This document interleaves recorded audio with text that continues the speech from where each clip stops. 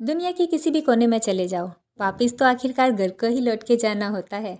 और बेटियां तो वैसे भी पराया धन होती हैं। बिस्मिल्लाहिर्रहमानिर्रहीम। अस्सलाम वालेकुम माय यूट्यूब फैमिली, कैसे हैं आप? होपफुली आप सब ठीक होंगे, मज़े में होंगे।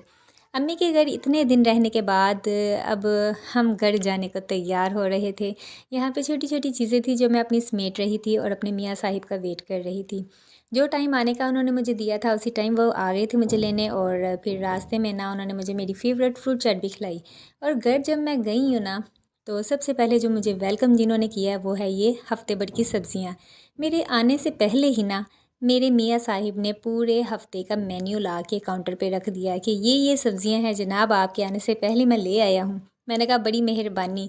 साथ साथ मैं सब्ज़ियाँ काट रही थी और साथ साथ मैं याद कर रही थी कि अम्मी की तरफ मैं रही हूँ तो कितना एंजॉय किया। सुबह सुबह 12-1 बजे अम्मी के घर उठना और उठ के मेरे बैठे बैठे ही मेरे सामने नाश्ता आ जाना, फिर शाम का खाना, फिर मैं क्या ही बताऊँ आपको, बहुत मज़ा आया, इतना एंजॉय किया। और घर आके इतना मेस क्रिएट हुआ था, यहाँ चीज़ वहाँ चीज़, हर तरफ मेस ही मेस। कहीं से मैं जूते उठा रही हूँ, कहीं से मैं टॉवल उठा रही हूँ। एक अदद बंदा था इस घर में और उस एक अदद बंदे ने 10 बंदों के बराबर का यहाँ पे मेस क्रिएट किया हुआ था। अच्छा जी, घर आके ना भूख तो लगनी थी, फिर तो मैंने थोड़े से चावल बना लिए, साथ में रायता सलाद, और इतने ज़बरदस्त किस्म के ये चावल बने थे, मैं क्या ही बताऊँ आपको, बहुत मज़े के, बहुत लजीज बने थे। अच्छा जी, इसके बाद ना मैंने छोटे छोटे अपने सारे काम कर लिए और मेरा चुन्नू मुन्नू जो था वो सोया हुआ था। मैंने पेट भर के खाना भी खा लिया और अम्मी से दोबारा फ़ोन पे बात भी कर ली। बच्चे जो थे ना घर आके बहुत खुश हो रहे थे, अपने कज़न्स वगैरह के साथ खेल रहे थे, और मैं जो थी ना बड़े सुकून माहौल में चावल खाए जा रही थी। उसके बाद शाम का खाना था, अम्मी ने मुझे जो है ना वापस आते टाइम कुछ ना कुछ खाने पीने के लिए दे दिया था कि घर जाके क्या बनाएगी। तो चावल तो थोड़े बहुत मैंने बना लिए थे, लेकिन शाम को चावल तो चलने नहीं थे। तो अम्मी ने मुझे ना पालक गोश्त दे दिया था, तो साथ में मैंने रोटियां बना ली। बाहर की रोटियां पसंद नहीं की जाती घर में, तो इसलिए मैंने घर में बना ली। तो यहाँ मेरी बेटी जो है ना कह रही थी मैंने अपनी रोटी खुद बनानी है, तो गोल मटोल तो बनाई नहीं थी, लेकिन जो भी बनाई है ना इसने खुद भी नहीं खाई। तो बहुत मेहनत की इसने इस रोटी के ऊपर, लेकिन ये रोटी जो है ना पता नहीं किस टाइप की इसने बना दी थी, इतनी अकड़ गई थी। मैंने कहा आप खुद ही खाओ, लेकिन उस बेचारी से भी ना ये खाई नहीं गई।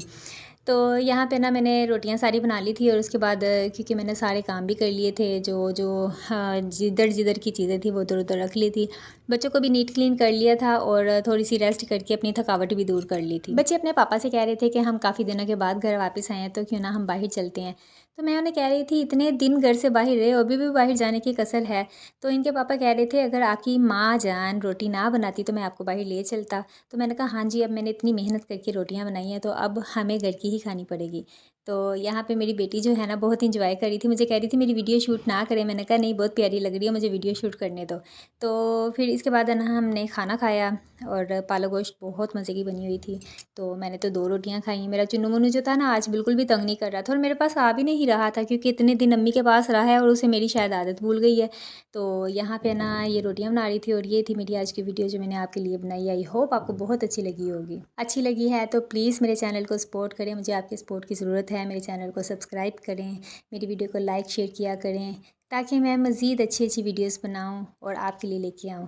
तो अल्लाह ताला आप पे और हम सब पे अपनी रहमत करे। मिलती हूँ नेक्स्ट वीडियो में, तब तक के लिए इजाज़त दें। अल्लाह हाफिज़।